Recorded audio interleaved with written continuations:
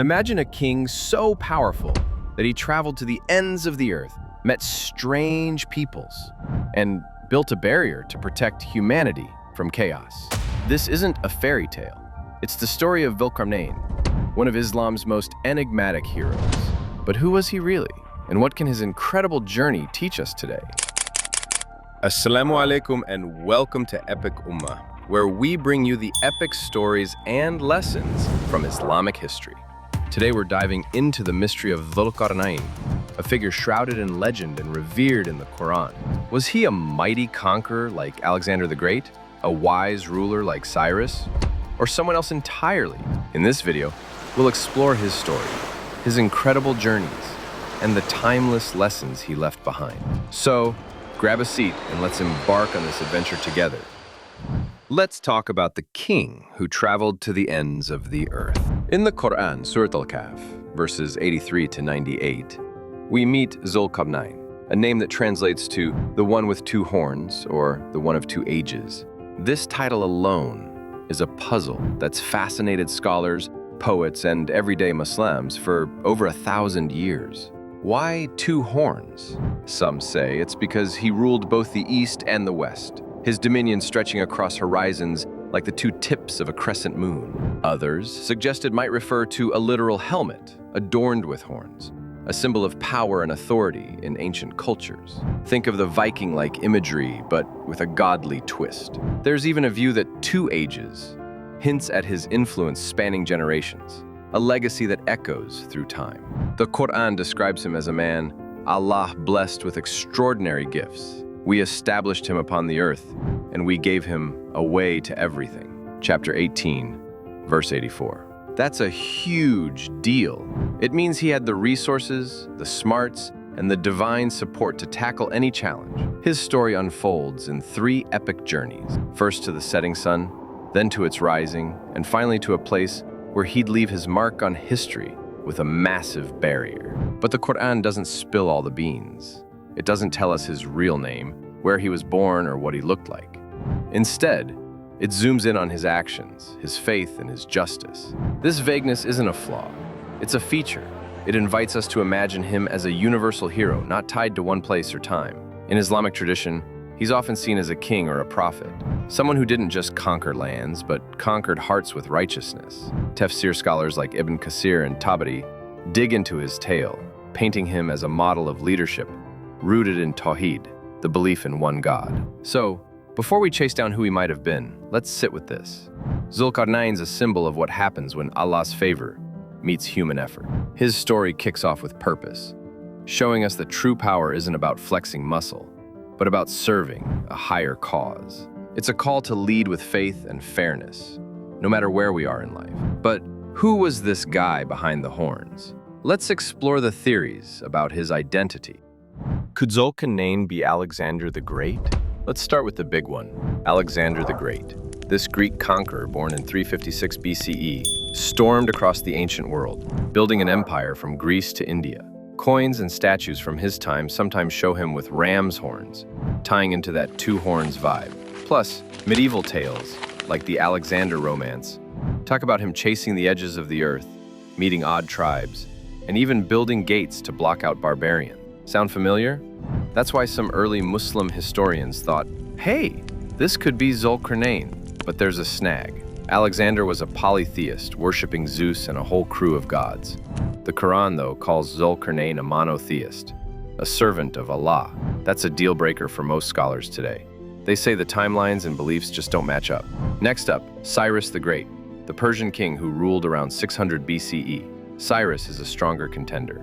He's famous for smashing empires like Babylon, and then letting people live their way, freeing the Jews, for instance, earning him props in the Bible as a Messiah figure. That justice and mercy vibe lines up with Dhul-Qarnayn's character. Some researchers, like Maulana Abul Kalam Azad, argue Cyrus fits because he ruled vast lands and was known for big projects, though we don't have hard evidence of a barrier like the Quran's. Still, his story's got that righteous ruler energy. Then there's wilder guesses. Maybe an Arabian king from Yemen, where horned crowns were a thing, or an ancient Egyptian pharaoh, or even a mythic figure blending real history with legend. The Quran's silence on his ID keeps it open-ended, pushing us to focus on his deeds over his driver's license. What's cool is how these theories spark debates.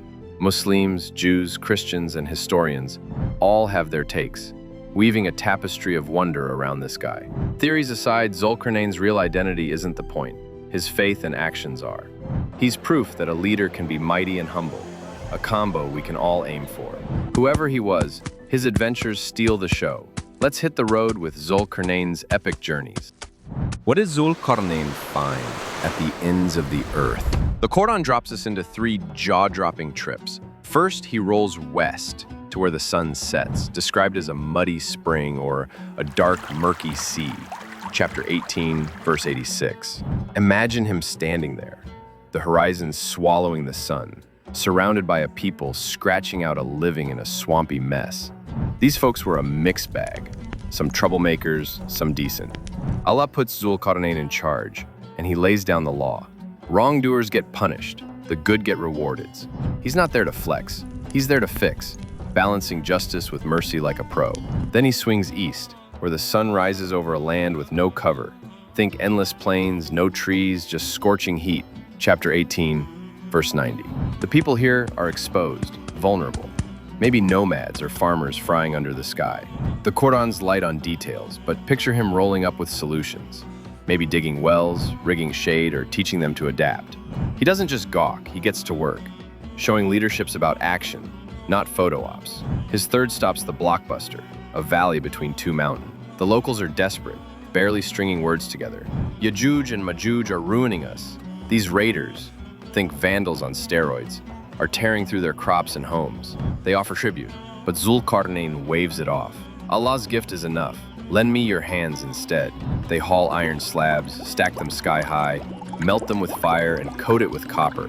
It's a fortress wall, a team effort, and a testament to what happens when a leader rallies people for a cause. These trips scream Leadership 101. Be fair, be useful, unite people. Dhul-Qarnayn didn't sit on a throne. He hit the ground running, proving power's best when it builds, not breaks. That wall against Yajuj and Majuj, it's next level. Let's unpack its story. What's the deal with the barrier Dhul-Qarnayn built? So these Yajuj and Majuj, Gog and Magog in other scriptures, were a nightmare for the mountain folk. The Quran calls them causing corruption on the earth, chapter 18, verse 94. And hadiths paint them as chaos agents tied to the end times. Think hordes trampling fields, smashing villages, a tidal wave of destruction. The people begged Dhul-Qarnayn to save them, and he delivered big time. He scopes out this natural choke point, 2 mountains pinching a pass, and hatches a plan. Bring me iron, he says. They lug slabs, piling them till the gap's plugged. Then he fires it up, turning the iron red hot, and pours molten copper over it, creating a sleek, seamless barrier. Chapter 18, verse 96. It's an engineering feat.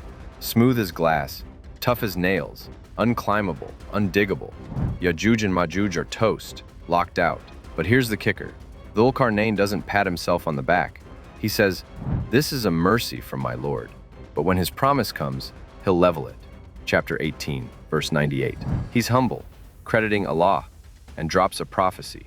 When Judgment Day nears, that wall's coming down, and Yajuj and Majuj will swarm. Sahih Muslim says they'll wreak havoc until Allah steps in. It's a wild image, a barrier holding back doom, a ticking clock in Islamic eschatology. The barrier's a lesson in grit and gratitude. We can fight evil with everything we've got, but ultimate control, Reverend, that's Allah's. It's about doing our part and trusting the rest. Watch the dedicated video on Yajuj and Majuj by clicking on I button. So what's all this mean for us today? Let's wrap it with some modern lesson. How can Dhul-Qarnayn light our way in today's chaos? Look around. Power trips, division, injustice. Dhul-Qarnayn's story feels like a lifeline. He wasn't about fame or gold. He was about faith, fairness, and fixing what's broken. Imagine leaders today taking that cue, tackling climate change with real solutions, not sound bites, or bridging gaps between communities instead of building walls of hate. He's the anti-tyrant, the guy who'd rather lift people up than step on them.